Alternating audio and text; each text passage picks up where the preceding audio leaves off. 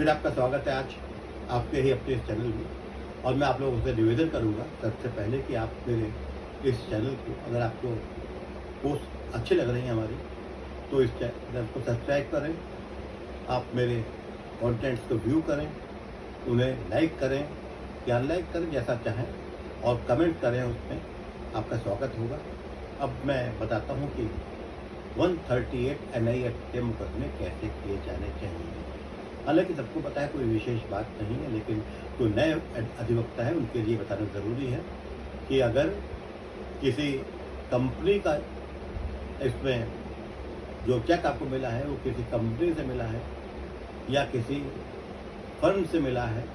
तो आपको निश्चित तौर पे, अगर आप चाहते हैं कि उस कंपनी के directors, board of directors, secretary, उस कंपनी का मैनेजर या और आदमी जो डे टू डे वर्क में इन्वॉल्व होते हैं लेकिन वो चेक साइन नहीं करते, वो भी बोलते बने, तो आपको सबसे पहले उस फर्म को या उस एसोसिएट को या फिर उस कंपनी को एक्यूज बनाना पड़ेगा। वो पहले एक्यूज हो, उसके बाद जो जिससे चेक साइनिंग अथॉरिटी है, जिसने साइन किया है या जिससे आपकी डीलिंग हुई है उसका नाम, या जो अकाउंटेंट है या मैनेजर, डायरेक्टर, आप जिसे चाहे मल्टीपल आदमी को आप एक्यूज बना सकते हैं। क्योंकि मेन बात इसमें ये नहीं है कि किसी को सजा उससे क्या मिल रहा है, मेन बात ये है कि they are having cumulative liability,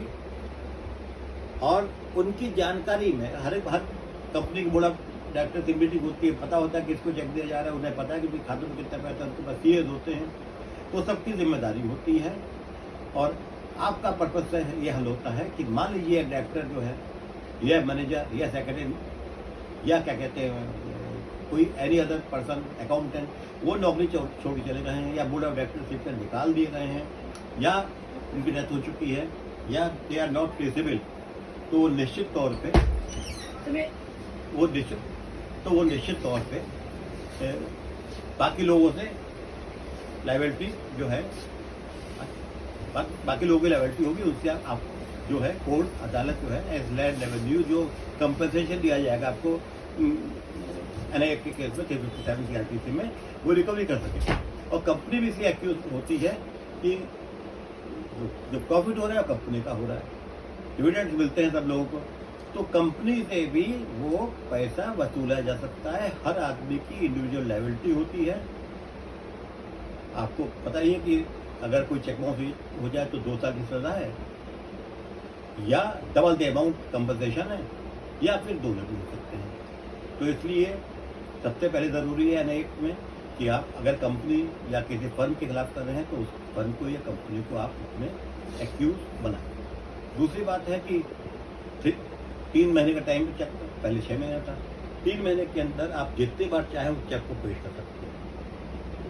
लेकिन अगर आपने एक बार नोटिस दे दिया, अगर आपने 15 दिन का नोटिस, पता है 15 दिन का दिया जाता है, अगर आपने 15 दिन का नोटिस जो एक्यूज पर्सन्स हैं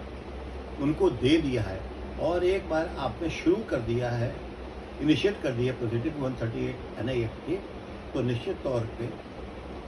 आप जो है उसके बाद आपको मुकदमा करना पड़ेगा विद, ये पता ही आपको बेसिक लॉ, जब आपका चेक बाउंस हुआ है, जिस दिन आपको मीमो मिला है, उसके विदिन 30 डेज आप नोटिस देंगे 138 NIS का डिमांड नोटिस जिसे कहते हैं, कि जो चेक अमाउंट है खाली उसको आप मांगेंगे, कुछ और नहीं मांगेंगे, चेक अमाउंट आपको वापस किया जाए विदिन 15 डेज। अगर 15 डेज में वो आदमी चेक का अमाउंट वापस नहीं करता है या वो कंपनी या फर्म नहीं करती, तो उनके खिलाफ 138 NIS स्थापित हो गया। उसके बाद, और उसमें वो टाइम में इंक्लूड है जिस दिन आप उस व्यक्ति को नोटिस प्राप्त हुआ हो या जिस तारीख को उसको नोटिस प्राप्त हो सकता था, उसे अवॉइड किया, उसने नहीं लिया, तो अगर नहीं भी लेता वो वापस आ जाता है, तब भी वही डेट जिस दिन उसके पास पहुंच गया था या उस दिन से 15 दिन के बाद कम से कम 15 दिन बाद आप मुकदमा दायर कर सकते हैं 138 का। और एक उस 15 दिन के बाद 30 डेज का टाइम पीरियड है,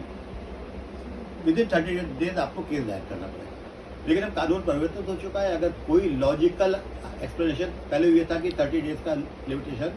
खत्म होते ही आप मुकदमा नहीं कर सकते थे, लेकिन अब ये हो गया है कानून बदल गया काफ़ी साल पहले, आपको पता ही होगा कि 30 डेज के बाद भी अगर मजिस्ट्रेट चाहे, if you have got reasonable excuse, तो उसके बाद विदाउट एनी लिमिटेशन वो आपका जो डिले है कंडोन करके आपके 138 के कंप्लेंट को अपने पास संज्ञान ले सकता है। उसका प्रोसीजर पता ही है आपको, पूरा कानून चेंज हो गया है, इसमें समरी ट्रायल्स होती हैं। एक बात और है, लेटेस्ट लॉ ये भी आया है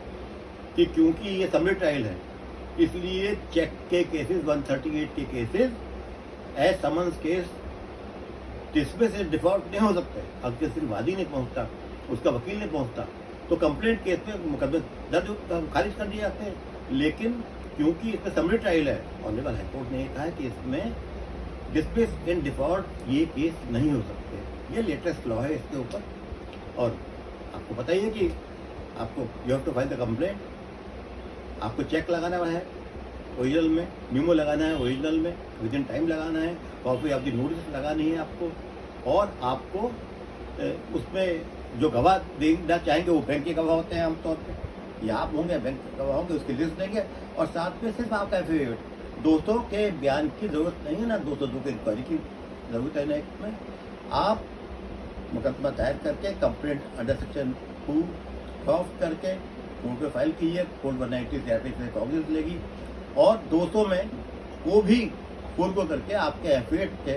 अगेंस्ट एज पर सुप्रीम कोर्ट एक्यूज को तलब कर लेगी। बाकी प्रोसीजर आपको पता है, हम नाम बता देंगे। धन्यवाद, थैंक यू।